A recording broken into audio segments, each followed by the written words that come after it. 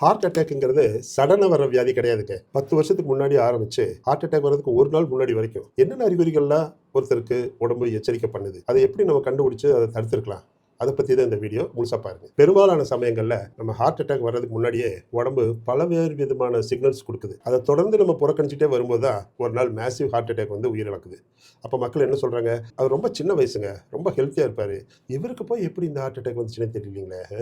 பாவங்க. இப்படி தானே சொல்கிறாங்க. ஹார்ட் அட்டாக் வரக்கு 10 வருஷத்துக்கு முன்னாடியே பிபி சடனாக இன்க்ரீஸ் ஆக ஆரம்பிக்கும். கூடவே உடம்புல இருக்க கெட்ட கொழுப்புகளான எல்டிஎல் விஎல்டிஎல் இது ரெண்டும் செய்ய நேரும். நல்ல கொழுப்பான ஹெச்டிஎல் சரக்குன்னு குறைய ஆரம்பிச்சிடும். அது மட்டும் இல்லாமல் இன்சுலின் ரெசிஸ்டன்ஸும் பாடியில் டெவலப் ஆக ஆரம்பிச்சிடும். வர பசி ரொம்ப அது டாக்டர், எவ்வளோ சாப்பிட்டாலும் பசி அடங்கவே மாட்டேங்குதுன்னு யாராவது சொன்னால் இன்சுலின் ரெசிஸ்டன்ஸ் ஆரம்பிச்சிருச்சு. இப்போ என்ன பண்ணுறது? ஒன்றும் வேண்டாங்க, சிம்பிள் பிளட் டெஸ்ட்டு.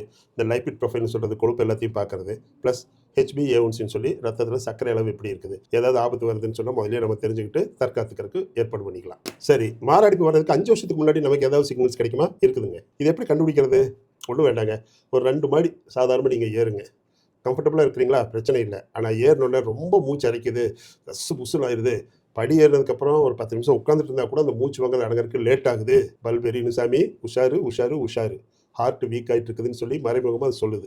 அப்போவே போய் ஒரு கார்டியாலஜிஸ்ட்டை பார்த்து ஒரு இசிஜி எடுத்து ஒரு ஹார்ட் எக்கோ எல்லாம் எடுத்து அதை நம்ம தற்காத்துக்கிறது புத்திசாலித்தனம். சரி, ஒரு வருஷத்துக்கு முன்னாடி ஏதாவது சிம்டம்ஸ் தெரியுமா? மெயின் பிக்சர் ஹார்ட் அட்டாக் வர்றதுக்கு முன்னாடி ஒரு ட்ரெய்லர் கொடுப்போம். ரஜினி கமல் இணைந்து நடிக்கும் அப்படிங்கிற மாதிரி ஒரு ட்ரெய்லர் ஒன்று விடும். நல்லா படுத்துட்டு இருக்கும் போதே கூட நெஞ்சு மேலே நல்லா ஒரு பாறாங்கல் வச்சு அழுத்துற மாதிரி பயங்கர பாரமாக ஒரு உணர்வு ஏற்படும். தூக்கம் சரியாக வராது. தூங்கிட்டு இருக்கும்போது திடீர்னு மூச்சடைப்பு ஏற்பட்டு எந்திரிச்சு உட்காந்துட்டு மறுபடியும் படுத்து தூங்க ஆரம்பிப்பாங்க. இந்த மாதிரி அறிகுறிகள் வந்ததுன்னா உடனடியாக ஹாஸ்பிட்டல் போய் ஒரு ட்ரெட்மில் டெஸ்ட் பண்ணீங்கன்னா அடுத்து கொஞ்சம் நாட்களில் வரப்போகிற ஹார்ட் அட்டாக்கை அந்த ட்ரெட்மில் டெஸ்ட் நமக்கு ஈஸியாக காமிச்சு கொடுத்துரும். சரி, அடுத்த மாதம் ஹார்ட் அட்டாக் வரப்போகுது. இந்த மாதம் எனக்கு என்னங்க பிரச்சனை வரும்? பயங்கரமாக திடீர்னு நெஞ்சொலி அப்பப்போ வரலாங்க. அது மட்டும் இல்லை, இடது தாடையிலையும் வலி வரலாம், இடது கை ஃபுல்லாக வலி வரும். திடீர்னு குப்புன்னு வேர்க்கிறது, அடிக்கடி தலை சுற்றல் வர்றது. இந்த மாதிரிலாம் வந்துச்சுன்னா நீங்கள் என்ன பண்ணுவீங்க? உடனே கூகுளை திறந்து பார்ப்பீங்க.